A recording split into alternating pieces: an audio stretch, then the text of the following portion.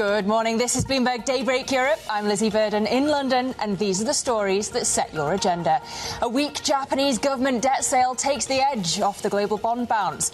Investors now look ahead to minutes from the Fed and key earnings from chip giant Nvidia. The crackdown continues. The US orders embassies to stop interviews for student visas while it weighs stricter vetting. The administration says Harvard is to lose all federal contracts. And a setback for SpaceX. A Starship rocket loses control and disintegrates during a test flight. The third failed launch in a row.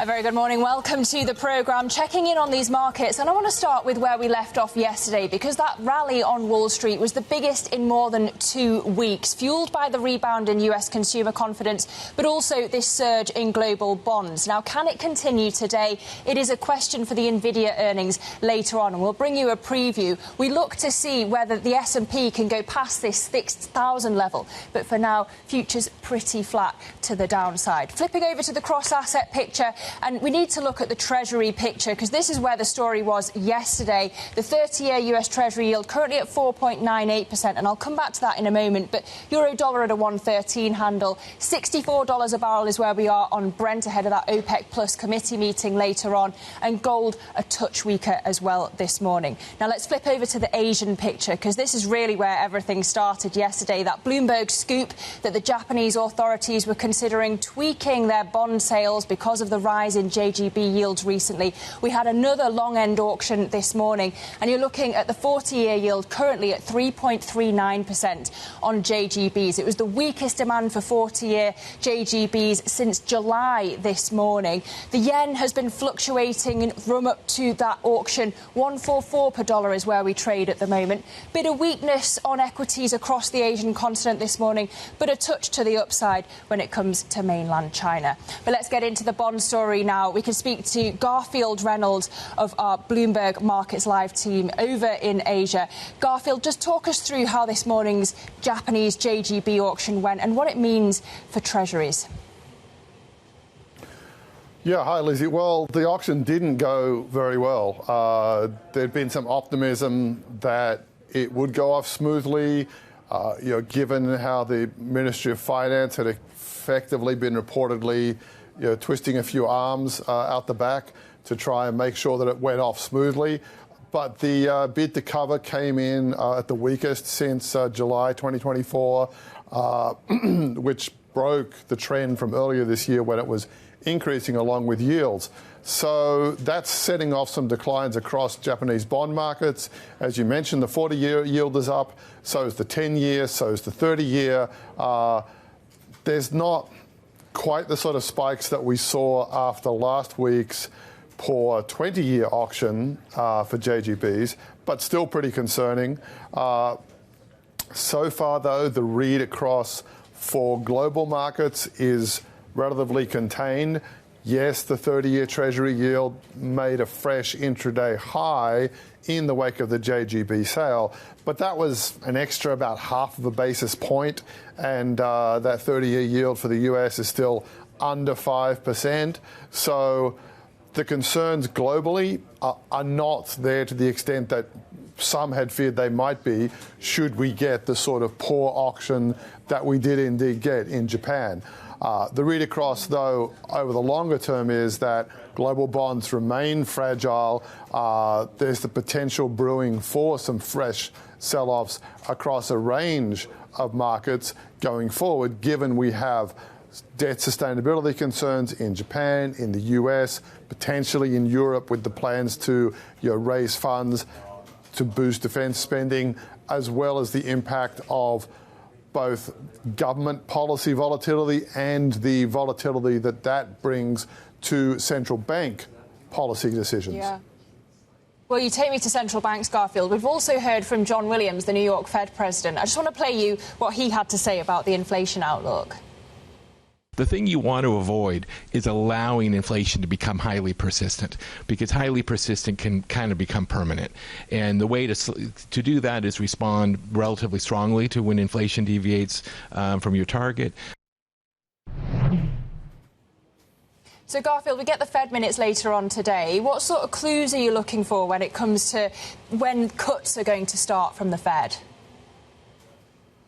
Well, I mean, the minutes will be looking for, how much that sort of uncertainty was coming in, what they're watching when it comes to how to judge the impact of the tariffs. It might actually be that the minutes strike a more hawkish note than some might be expecting. Remember, when that meeting happened, the general outlook for tariffs seemed worse than it perhaps does now. I tend to favour the idea that there's still plenty of pain to come, both when it comes to inflation expectations and growth declines from the tariffs. But the market in general at the moment is much more optimistic about what tariffs won't do, so to speak, than everyone was back when the Fed was meeting, back when there was still a lot of concern that, for example, those big tariffs on China were going to stay in place. Yeah, of course, we've had that US-China trade truce since then. Bloomberg M Live, Garfield Reynolds, we thank you for that update and a preview of the Fed minutes later on. Now, when it comes to the equity market, the next big catalyst, perhaps, is Nvidia's first quarter earnings report coming after the US bell this evening. It's the last of the Magnificent Seven companies to report, really the final word on whether the stock market has had a good quarter or not, and what could set the tone for Wall Street heading into June. So let's have a preview now with Matt Bloxham, who leads tech coverage in London for Bloomberg Intelligence. Matt, is this quarter more about Nvidia weathering the tariff storm than whether they kind of beat estimates and upgrade the outlook like is usually the focus? Yeah, I think there's a lot of things going on in today's print. I think tariffs is definitely one of them, but probably indirectly because a lot of the demand for their products is structural in nature and kind of pushing through those headwinds. So I think that inevitably there's going to be a lot of focus on the top line, what they say about the demand outlook, whether they're able to ramp production in the Blackwell chips where there have been some capacity issues, and what's going on with gross margin, which I think will take a bit of a hit from the early production costs associated with that new chip Blackwell, and whether that's going to ease into the second half of the year. And do you think that markets and the analyst community in general are gauging the pain that Nvidia is going to feel in China from the trade war? Yeah, I think so. I mean, they took a $5.5 billion write-down. That H20 chip, which was their key product in China, our own tech team, we're thinking it's about $15 billion of potential impact in 2026, which is about 7 or 8% of sales, and maybe about half of their China sales based on current momentum. So it's a significant impact, but it's out there. People know about it. And so I think what you see in the near term is that kind of trade-off between increasing demand in these more expensive Blackwell chips coming not just from the hyperscalers but also from some of the kind of smaller cloud players, offset to some degree by this tempered demand or tempered ability to sell into the China market. I think there are some of the more bullish analysts are expecting that there could be an alternative variation of that chip that comes out that gets them back on track to some degree in China. So I think people will be looking for comments around that too. OK, so that's interesting. If we just think back to that Trump visit to the Middle East, of course, AI demand was the big topic. What do you think we'll hear about that when it comes to the Nvidia earnings? I think it will be wrapped up into this consistent positive narrative that we're at the very early stage of the AI story, that the big US hyperscalers continue to spend huge amounts of money on AI. You know, lots of them have had set-piece presentations recently really kind of doubling down on their commitment to this. And then the Middle East demand just adds on top of that with huge potential demand for hundreds of thousands of chips over the next few years, which, kind of potentially helps to plug any economic softness. I think one of the questions has always been is if we are going into kind of more recessionary territory in the US, what happens to corporate spending? We've seen a lot of the IT service companies under pressure because discretionary IT spend is weak. Does that kind of slip into the AI spend too? If it does, well, actually now we've got more structural demand, sovereigns coming in and investing in AI, which could plug that gap quite conveniently and nicely for Nvidia. OK. Matt Bloxham from Bloomberg Intelligence, we thank you for that preview. And we're going to bring you an interview with the Nvidia CEO, Jensen Huang, for live reaction to those earnings. And that's coming at 11:30 p.m. UK time. I'm sure you'll be staying up for that. Now, to the US politics, the Trump administration is raising the stakes in its ongoing battle with universities. Secretary of State Marco Rubio has ordered US embassies worldwide to stop scheduling interviews for student visas.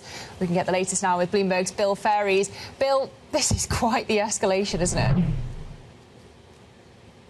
It is. It's really this move on the student visas is far more wide-ranging than what we've seen the Trump administration do so far against Harvard or other particular universities. There were over 1.1 million foreign students studying at American colleges and universities in the 2023-2024 school year. A quarter of those major in things like math and computer science. 20% major in engineering. These are largely, STEM-oriented students, many of whom would stay in the U.S. afterwards. If they can't get their visas to come in to study, they're going to start looking much more at universities in Asia, universities in Europe and the UK. So depending on how long this ban on having these interviews with foreign students goes, it could have a severe impact. And even if it's lifted early, it just adds, I think, to the uncertainty that students and parents who live outside the U.S. have about whether they really want to go study in the United States and live under the uncertainty of a policy landscape that is changing almost on a daily basis right now. So what could happen next, Bill? You would think that these universities are armed with the finest minds to fight this sort of thing. Well, we have seen, you would think that, we have seen people said the law firms in the United States would never take getting pushed around by a White House. And we've seen some of them reaching agreements to work more cooperatively with the Trump administration. The universities certainly do have leverage. I think I've seen some of the presidents talking to their faculties, talking to their students, saying that they need to tell their story better. When you talk about things like freezing research grants, you're talking about biomedical research, genetic research, real medical advances. That kind of work at the basic level gets done at U.S. universities. You're talking about things like computer science research. Really innovative technology. A lot of that takes place not at the company level, but at the university level. So I think the universities are trying to marshal public support for that. They are certainly going to push back on a lot of these measures by the Trump administration. President Trump has floated the idea of ending Harvard's tax-exempt status, for instance. It's very hard to see how singling out one university is going to survive a legal challenge, but it does tie Harvard down. It ties their legal teams down. It forces them to fight on a lot of fronts, and I think that's what the Trump administration is trying to do at this point. OK. Bloomberg's Bill Ferries, we thank you for the latest on that battle, universities versus Harvard. Now, we've got a lot on the docket today. At 8:55 a.m. London time, it's the German employment data ahead of the ECB meeting, of course, next week in Frankfurt. Then at 7 p.m. London time, we get the Fed minutes for the May meeting, when, of course, the Fed held rates and Chair Powell signalled that high bar for cuts this year. So we're going to be looking out for details around the forecasts, for clues to the path ahead. And then perhaps the show stealer, as we've been discussing, at 9 p.m. London time, we get those Nvidia earnings, so definitely one to watch out for there. For now, though, all the action seems to be happening in Japan, and that's where we head next. Nissan planning a new $7 billion funding round as it fights for survival. We'll bring you all the details next. This is Bloomberg.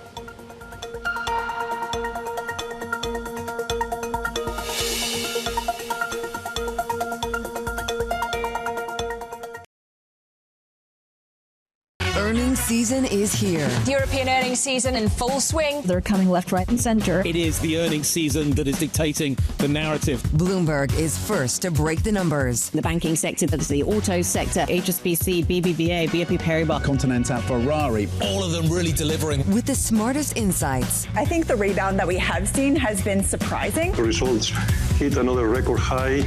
Continuing coverage on Bloomberg. Context changes everything.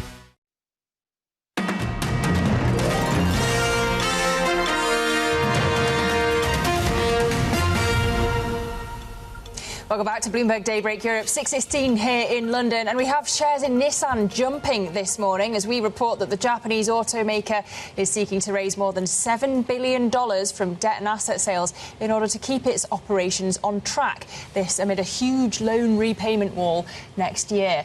Now, we spoke to the Nissan CEO Ivan Espinosa last month, where he told us that the struggling automaker didn't need a saviour. At the moment, we don't need capital investment. We have enough capital in the bank, and we are focusing on building the right footing for the company. So we're focusing 100% on the deployment of the plan, a plan that is credible, that is robust. We have the right people, we have the right content in the plan, we have the right product to support us as well. The cash that we have on hand is enough to go for the next 12, 18 months without doing anything. Let's cross to Tokyo now for the man behind the scoop, Bloomberg's Reed Stevenson. Reed, really good to have you with us. What do we know about Nissan's planning, what Nissan's planning to sell, issue and borrow here? Yeah, essentially it's a combination of new financing as well as rolling over some existing obligations, namely that debt wall you just mentioned. But really, you know, it speaks to the need for the car maker to start raising some cash to keep its operations going, especially because, you know, we see the sort of excess cash position within the core automotive business really projected to shrink and almost dwindle to zero over the coming fiscal year, which ends in March of 2026. Well, just remind us why all of this is necessary. How bleak is the picture at Nissan right now? Yeah, I mean, it depends on how far back you want to go. We can go back to 2018 with the arrest of former chairman Carlos Ghosn. But really, you know, the issues that we're reporting about today stem from essentially a lack of products, fresh products to sell into Nissan's largest markets of North America, Japan, and China, as well as the lack of hybrids, which are doing very well in the North American market. And then, of course, a lot of, you know, sort of management turmoil and missteps have led, at least over the past few years, to the current situation where we see, you know, Nissan going out and getting bond issuances in order. It's got convertibles. It's going to sell off some assets, including stakes in Renault and AESC, a battery maker, as well as sell and lease back some of its real estate holdings, including its headquarters in Yokohama. And then this very interesting syndicated loan from a group of banks that's going to be backed by UK Export Finance. That's really a new element that we haven't seen here before. And of course, part of the reason for that is Nissan's got such an important role in UK manufacturing. The biggest automaking hub in the UK is in Sunderland.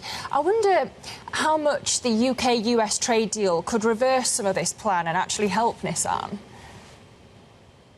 Yeah, I mean, that's sort of still up in the air. Obviously, there are details to be known about the UK-US trade deal. But I think on paper, you know, the sort of assumption is that if you build parts and cars in the UK for export to the US, you know, Nissan may be able to avert some of the steep tariffs that are going to be imposed on cars made in Japan, namely 25%. Again, a lot of this is still up in the air, but at least, you know, this does kind of keep that option open. Of course, Nissan is also looking to shrink the number of its factories and to about 10 from 17. Some of them are probably going to be right here in Japan. But, you know, the fate of the Sunderland factory, well, you know, you can kind of read into it what you will. All right. Bloomberg's Reed Stevenson, we thank you for that scoop. Now, the annual UBS Asian Investment Conference began in Hong Kong today, bringing together top global business and economic leaders. The China show co-anchor David Ingles spoke exclusively to UBS Asia-Pacific President Iqbal Khan, who says, while he expects rates to come down, it's all about a question of timing. While risk has come down, there is a continued potential of stagflation. However, things have moved on. And I think one of the calls we made early on, and actually already coming into this year, around diversification and diversifying across geographies, currencies, sectors, has worked out really well. So diversification it is, and diversification remains a key theme for investors and for building better investment portfolios. Yeah, and I think certainly with the facade of U.S. exceptionalism started to go away, you are getting more portfolio flows coming out. What are you seeing as far as wealth flows are concerned, to the point you're making on needing to diversify, especially now? Look, clients are looking at this world coming into 2025 and seeing that having a more diversified portfolio, thinking about how you allocate capital in different currencies, different sectors, but of course regionally as well. Look at the European indices, look at Hang Seng just here in Hong Kong. Yeah. You look at these indices, you are clearly, if you're thinking about the equity space, think about diversification, think about the bond market as much as, of course, alternatives. So fundamentally, we've been very much focused on helping our clients invest on a diversified basis, and I think that's working quite well.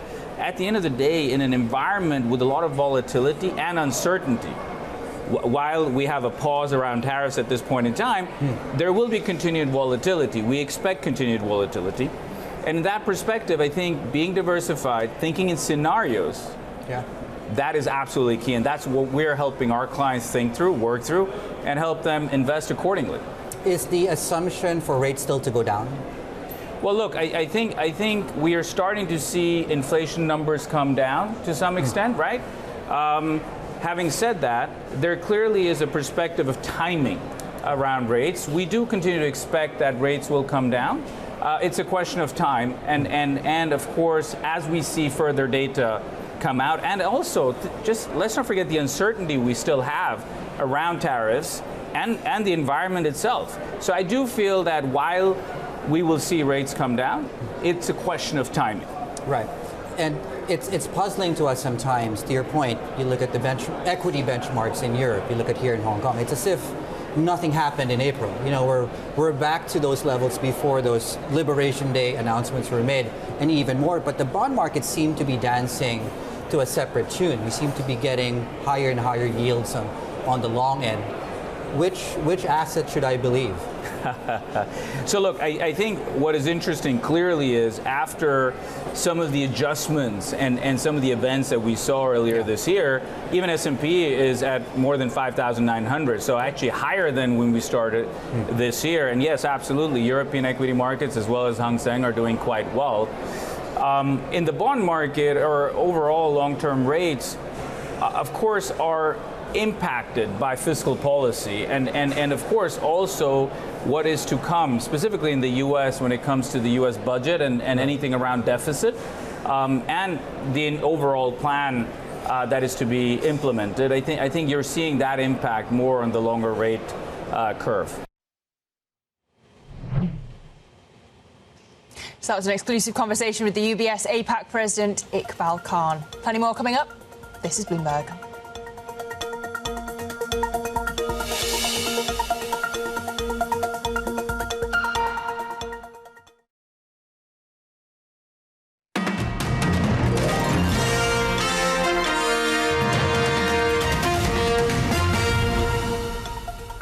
Now to some other stories making news this morning. US President Donald Trump has said that his administration would retain guarantees and an oversight role over Fannie Mae and Freddie Mac, even as he pursues a public offering for the mortgage giants.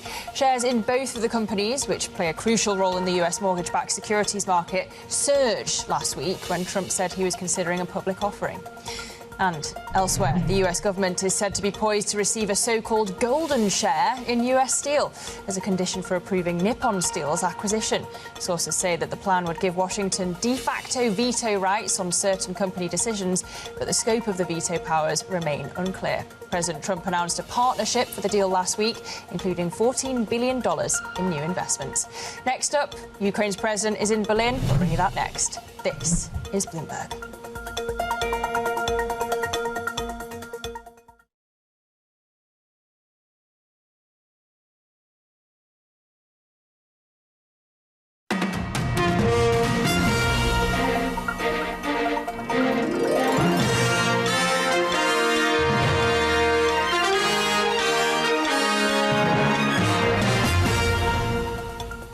Good Good morning. This is Bloomberg Daybreak Europe. I'm Lizzie Burden in London, and these are the stories that set your agenda. A weak Japanese government debt sale takes the edge off the global bond bounce. Investors now look ahead to minutes from the Fed and key earnings from chip giant Nvidia. President Trump warns Vladimir Putin that he's playing with fire after Russia's long-range missile and drone assault on Ukraine. And a setback for SpaceX. A Starship rocket loses control and disintegrates during a test flight, the third failed launch in a row. Well, those are some of your top stories this morning. Welcome to the programme if you're just joining us. Checking in on these markets. And we had that rally on Wall Street yesterday, the biggest in more than 2 weeks, boosted by the rebound in US consumer confidence and, of course, the global bond surge. So the question is, can it continue today? You've got futures pretty flat on both sides of the Atlantic, but we're really keeping an eye on the Nvidia earnings after the US bell later on. Can they send the S&P above that 6,000 level? Flipping the board over to the cross-asset picture, you're looking at Treasury yields. If we look to the 30-year at 4.97% currently, euro-dollar at a 113 handle, Brent at $64 a barrel ahead of that OPEC Plus committee meeting later on, and gold up a touch at $3,305 a troy ounce. But the Asian market picture is where the action really has been. So flip the board again. And, of course, we had that JGB auction on 40 years earlier, the weakest demand since July, actually, and currently yields are at 3.39%. The yen had been fluctuating all the way up to that auction, currently at 144 per dollar. Stocks across Asia looking pretty steady at the moment, and specifically on the CSI 300, mainland China up 0.2%. But I want to dive into the bond story. We're joined by Ruth Carson now, Bloomberg's G10 FX and rates reporter over in Singapore. Morning, Ruth. Just talk to us about this Japanese bond auction. Very weak demand here. What does it signal to investors? Yeah, it's not every day that we would actually be talking about 40-year bonds in Japan, but definitely warrants it today, given the attention, that global rates traders are paying to Japan. We've seen in the last 24 hours a lot of volatility in bond markets, and it's sparked from Japanese bond news, right? So absolutely, weakest demand since July. Societe Generale has called the result unimpressive. And yes, what does it signal to markets? Brace for more volatility ahead. We all know that long bond yields, term premium, has been rising from, the US through to the rest of the developed market world, Japan included. And this is another important signal to rates traders everywhere. Do not sit on your laurels, despite reassurances or what looks like reassurances from authorities. There's still nervousness in markets about what exactly the outlook is for inflation globally as the Donald Trump trade war continues to rip across markets and economies.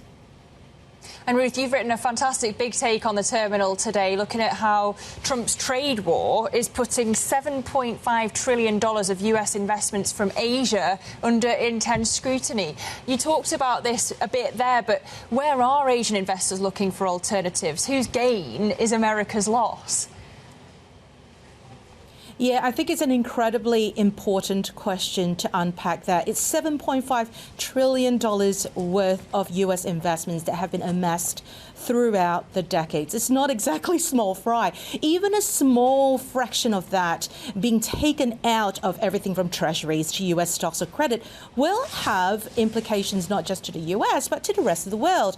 The question then is, where is the money likely to go to, and how long does that journey has to run? So definitely speaking to heads of trading desks, money managers, livers, a whole array of investors, we're talking about gold, we're talking about bonds, we're talking about JGBs, right, the yen. And as that sort of debate continues to rage through in Asian markets, everyone is saying, look, this is like a Titanic. It's slow moving, but boy, when it does, definitely brace for more vol as people find alternatives to park their cash. All right, Bloomberg's Ruth Carson in Singapore. We thank you for a preview of that big take, and subscribers can read it on It's About Asia's de-dollarization on the terminal right now. Your function is NI Big Take. It's also on our website, Bloomberg.com. Now, to European politics, Bloomberg has learned that Ukrainian President Volodymyr Zelenskiy is set to travel to Berlin today for talks with the German Chancellor Friedrich Merz. This comes after Donald Trump said that Putin was, quote, playing with fire over his attacks on Ukraine. Let's get more now with Bloomberg's Oliver Crook, who joins us from Berlin. Ollie, Trump's criticism of Russia really growing. Is it significant? Is it going to move the needle for Putin? Yeah, I think that's the key question here, Lizzie. We hear these occasional criticisms by Donald Trump of Vladimir Putin. They come every now and then. We got one again last night, and I'll just quote directly from what he posted on Truth Social, saying that what Vladimir Putin doesn't realize is that if it weren't for me, lots of really bad things would have already happened to Russia, and I mean really bad. He's playing with fire. And we have to imagine here that what he's referring to is the number of bombings that have occurred over Ukraine over the last few days. Putin has really stepped up his bombing and killing a number of civilians, and really some of the biggest days of bombing since the beginning of the war, more than 3 years ago. And those have come really in the last few days at a point at which Donald Trump really would like to see a ceasefire begin, conversations begin between Zelensky and Putin. And we should say that this is one of these sort of very rare criticisms that Donald Trump has put out of Vladimir Putin that does not also involve a criticism of Zelensky. Often these two things are sort of paired. So again, in trying to read the tea leaves and trying to appraise how this will affect American policy, it's hard to tell. What we do know is waiting in the wings at the U.S. Senate is this bill that has been put forward by Lindsey Graham. These are the so-called secondary sanctions that could be imposed upon Russia. This effectively would be sanctioning third-party countries that still buy oil and gas from Russia. This would basically cut off a huge amount of the money of the Russian war machine. The question is, how close is the Trump administration realistically to wanting to pull that trigger? I suspect we're probably some distance from that. But again, we have to watch very closely how the Trump administration reacts from this. And of course, there's a big question about how committed Donald Trump is to resolving this war, having to sort of seemingly wash his hands of it a couple of weeks ago and now coming back into the fray. But of course, it's absolutely key ahead of the summer where we could see a renewed offensive by Russia and maybe that Biden aid running out by the end of the summer. So Graham's saying that the Senate, at least, is ready to act. And interesting that Merz is kind of stepping up his support for Ukraine when you compare it to his predecessor, Olaf Scholz. So what do we expect from the talks between Merz and Zelensky today? Anything new? Yeah, so Friedrich Merz can really lay out what kind of ally he intends to be to Ukraine and to Zelensky. This is the first visit by Zelensky to Berlin since Friedrich Merz has taken over as chancellor. And as you mentioned there, Olaf Scholz was very supportive of Ukraine, but a little bit more dovish when it came to delivery of, for example, long-range missiles, the Taurus missiles. And that is something that Friedrich Merz ran on to deliver those missiles to Ukraine. He has not yet said that he will actually do that. He's gotten into a bit of hot water of that over the last couple of days. But, this is a Chancellor of Germany that has talked about building the most significant, the strongest European army. He's put forward 60 billion euros this year to build into the military. He's committed 5% of GDP, which is sort of close to that NATO pledge that we are expecting to get from a number of different allies to put towards defense. And of course, releasing the debt brake to put all of this forward. And the context for this, Lizzie, is of course the fact that we may have the Biden aid beginning to run out at the end of the summer. That leaves Ukraine intensely exposed. No matter what we get from Trump, I think it's very unlikely that you're going to get another multi-billion-dollar package from the United States. So for the Ukrainians, the question is, where will the support be built on? What is going to be that foundation of support? And you have to imagine that if it is going to continue to fight against Russia, it is going to have to be supported in large part by Germany, which is one of the few nations here in Europe that has that fiscal firepower and has committed to build out that military capacity. And we will get a glimpse of what that relationship will look like today, a little bit later in Berlin, when we have Friedrich Merz and Zelensky speaking here in Berlin. Well, what are you hearing on the ground, Ollie? Is Germany going to send those Taurus missiles? Listen, I think that would be a way that Friedrich Merz could really make some news today and is basically committing to that, because he's made some, I have to say, fairly confusing statements over the last couple of days, and that is something that has gotten him into some hot water. He was originally suggesting on Monday that Germany was withdrawing all of its limits in terms of how far Ukraine could strike within Russia. Then the next day he said that, this has been the case for, a couple of months, but they have said nothing about whether or not they're going to deliver these Taurus missiles. And just as a sort of recap of what these these missiles can do. These are missiles that have a range of up to 500 kilometers. The reason that Olaf Scholz was so apprehensive of sending them is, of course, you could strike Moscow theoretically from Ukraine with these missiles. So if we were to get a substantial move on that, if the Chancellor were to commit to deliver those missiles, that would be a step forward. Currently, the criticism has been is that he's causing a bit of confusion, not clarity, and that makes the Europeans look weak in the eyes of Russia. OK, Bloomberg's Oliver Crook, who'll be all across Zelenskyy's visit to Berlin today. We thank you. Now, staying in Europe but turning to banking, the Spanish government has decided to conduct its own review of BBVA's takeover bid for rival Sabadell. It marks the latest chapter in this ongoing saga to unite two of the country's largest banks. Bloomberg's Rodrigo Orjuela, who joins us now with the details. Rodrigo, Spain's antitrust watchdog had cleared the offer with some conditions. So I wonder, how's Madrid justifying its own review? So they are saying it's about national interest, and that gives them the right to look into this. Legally, they're allowed to do this, but they have certain restrictions, and they can only comment beyond or on top of what the CNMC, the watchdog, said. They cannot add new factors into their analysis. The other issue here is whether or not they can argue that this has to do with national security, not only national interest. That is a bit harder to imagine, but that is one issue that the parties will be looking at, because BBVA says that legally they can only get involved in issues with national security. So you have two arguments. On one hand, they say it's national interest. On the other hand, you have BBVA saying the law only allows you to step in if you have issues of national security. So those are the two arguments that are being used right now to justify this. OK, but if the government does set tougher conditions on a takeover, how much could that limit what BBVA wants to do? Would it mean that the deal just isn't worth it in the end? So there are two kind of conditions they can set right now. On one hand, the one that's pretty clear is that the government has the ability to block the legal merger. What that means is BBVA could potentially end up buying a stake, even over 50% in Sabadell, but couldn't actually merge the banks. It could be just a shareholder, but not the actual owner. That's something the government can do legally. And obviously then the question would be, is BBVA interested in being a shareholder in its competitor? Also, how does that affect competition? That's one issue. BBVA has always said that they are interested and will stay here on the long run. The other way that this could play out is that the government sets tougher conditions, as you say, such as higher restrictions on the conditions they have to offer to clients, and that instead of doing these conditions like the competition regulator asked for 3 years or 5 in some cases, the government says no, these conditions have to be maintained for 10 or 15, and that's when BBVA could potentially say this is too much for me. The final thing is BBVA could also indicate that, okay, look, we will put money on the table, we will offer cash to the shareholders, and that suddenly changes the mood on the Sabadell side. That has not been floated yet, but it's a trump card everybody's has expectations around. Well, the mood seems pretty positive so far. Shares up more than 40% on both those banks so far year to date. Bloomberg's Rodrigo Orjuela, we thank you for that analysis. Now, coming up on Bloomberg Daybreak Europe, another setback for SpaceX as its colossal Starship rocket disintegrates mid-flight. We'll bring you all the details next. This is Bloomberg.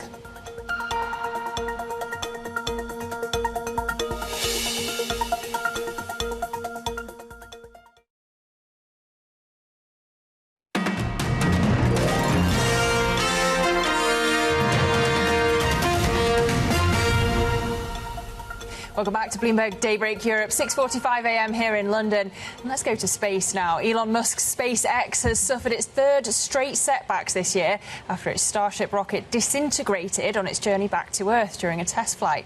Charlie Wells is here on Earth with the latest. Charlie, what went wrong this time? Yeah, Lizzie, this has got to be frustrating for SpaceX, especially given that this is that third setback that they've seen this year. And really, when you break it down, there are kind of three big picture things that went wrong here. So, the rocket took off, the super heavy booster disconnected from the Starship, but then soon after that, just a few minutes into this test flight, it exploded. So that was the first issue. The second issue is the goal had been for the Starship to deploy some dummy satellites satellites. So these are satellites that would be similar to those Starlink internet satellites that Musk is known for. Now, apparently there were some issues with a door on the Starship, and those were unable to be deployed. And then about 35 minutes into this test flight that about 1.1 million people were watching, the Starship itself, on its return back to Earth, it was unable to have a controlled re-entry, and then it disintegrated. Wow, okay. So how does all of that affect Musk's future plans for SpaceX? Look, Musk has set an incredibly ambitious timeline. He has talked about sending Tesla robots to Mars in a Starship by 2026. That's just a few months away, right? So we've had these 3 failures so far, and I don't want to overstate the size of these failures because SpaceX talks about how this is an iterative process. They learn every time something bad happens. They learn every time something good happens. So this is kind of adding to their knowledge there. But I think this also contributes to this narrative that we've seen not just at SpaceX, but also at Tesla of, where has Musk been? Has he been too busy involved with the Trump administration? He's talked about stepping back from political involvement, and this kind of feeds into that narrative. Well, that brings me on to my next question, because we're also learning that Musk might have to face a lawsuit related to his work at DOGE, the Department of Government Efficiency. What do we know about that? Super interesting, Lizzie. So this is a U.S. district judge who ruled that Musk has to face this lawsuit that was filed by a number of U.S. attorneys general. And basically they claim that Musk wielded illegal power in orchestrating these DOGE cuts. Now, you'll say I use the word orchestrating, and that's kind of a key issue here because this gets at the Constitution's appointments clause. Basically, if you're going to be making high-level changes, things about personnel at a lot of these government agencies, the Constitution mandates that you need to be approved by the Senate. Now, that didn't happen for Musk, and Musk has said, he was basically just the public face of this. He wasn't necessarily executing on this way. The Department of Justice has said that these states don't have standing, but the judge said that there's enough evidence that this case can proceed. I did notice that he emphasised repeatedly in our interview with Michelle Hussein that he was in an advisory role, so perhaps he knew what was coming. Charlie Wells, we thank you for that analysis of all things Elon Musk. Now, to some of the stories making news this morning. Apple is planning a dedicated app for video games on its devices as it seeks to boost its influence in the gaming market. Sources tell Bloomberg that the company will pre-install the app on the iPhone, iPad, Mac and Apple TV set-top box later on this year. Apple's also planning a Mac version of the app that can tap into games downloaded outside of the App Store. And staying with tech, TSMC says that it's opening a chip design centre in Munich as it looks to establish a bigger footprint here in Europe. The new site will support European customers and complement TSMC's first European semiconductor fabrication plant over in Dresden. It's set to open in the third quarter of the year, but the company did not give details on the cost or the required headcount. And elsewhere, Citadel Securities has reported record profit and trading revenue in the first 3 months of the year, buoyed by the market volatility since President Donald Trump took office. Bloomberg understands that the market-making giant posted $3.4 billion in net trading revenue in the first 3 months of the year, up from roughly 45% from the same period last year. That puts Citadel's trading revenue ahead of both Barclays and of UBS. Those are some of our top stories this morning. We've got plenty more coming up on the programme, so do stay with us. This is Bloomberg.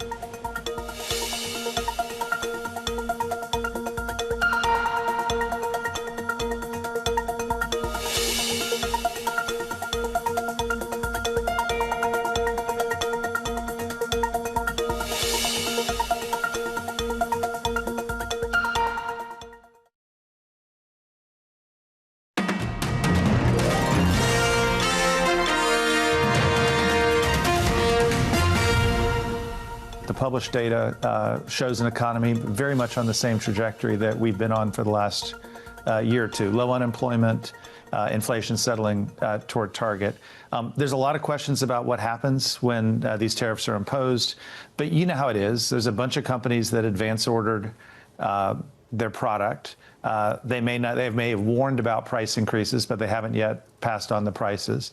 The customers may accept the price increases, or they may not. So we'll just have to see how it plays out. I've been describing this when I'm talking to businesses, which you know I do every day. I've been describing this as driving through fog. It's just very hard to drive when it's really foggy. And businesses are afraid to accelerate because they don't know what's around the next curve. And they're also afraid to put on the gas because you don't want someone crashing into you. And so, by and large, they're pulling over and putting on the hazards. Well, to that point that you're constantly speaking to businesses, is anyone making big investments at this point or hiring decisions? From your conversations, do you get the sense that firms are close to announcing layoffs? Well, so on the hiring side, you're definitely not seeing that. Lots of hiring freezes, of lots of deferred hiring, and you see that in the data as well. In terms of investment decisions, investment moves that were already underway seem to be continuing. I've heard very few cancellations. But some of the big things that you might expect to happen when the terms of trade change, I think people are still waiting to get whatever they think is final. In terms of layoffs, you clearly hear and see about it in the government sector and in those sectors related to government spending. But outside of that, I just think people have the hazards on. How long are companies telling you they can hold out before they have to make some sort of decision as to whether to go ahead and invest or to cancel plans? Well, I think people are pretty patient on the investment. A lot of these are growth investments, and they're waiting to see what the terms are. If you're thinking of building a new facility somewhere, you kind of want to know what the rules are before you build it. And so I think there's a lot going in there. I also don't think there's much case for canceling. Nothing's really changed in the economic environment. You just have policy uncertainty. And I think people are just going to wait policy uncertainty out. They do think there's a light at the end of the tunnel, that there will be some certainty, whether it's the tax bill or some of the trade terms. But I think they're just waiting it out. So that was the Richmond Fed President Tom Barkin speaking exclusively to Bloomberg there. He says that investors are driving through the fog. So in our last couple of minutes here, let's take you to some terminal charts to try and clear up a bit of that fog. We had that equity rally yesterday. So this first chart kind of puts it into context. You can see that the S&P bounced off its 200-day moving average, this yellow line, up there and continued to climb. So returning into positive territory for the year. And part of the reason for that bounce was the US consumer confidence figure. So flip the board over to our next chart and you can see that it's jumped the most in 4 years, and part of that is of course because of the US-China trade truce. So you can see the white line here, consumer confidence beating the Economist survey. Now flip the board again, we're looking for our next catalyst, and maybe it'll come from the Fed minutes that we get later on in the day. Of course the Fed held rates steady at the May meeting, so now we look to clues for the path ahead. Officials are likely to signal that holding rates is going to be the case until at least September. That's what our economists reckon. But flip the board again, and really the show stealer of the day perhaps will be the Nvidia earnings. We can show you, if we flip the board over, exactly how much the impact has been of the previous earnings releases, the market cap created or destroyed on the day after Nvidia has released its earnings previously. So we keep an eye on those, 9 p.m. London time, but there is plenty more to come up throughout the day here on Bloomberg TV. Don't forget, we've got an interview with the Nvidia CEO right after those numbers drop. Jensen Huang speaking to Bloomberg, but the opening trade is up next. Stay with us. This is Bloomberg.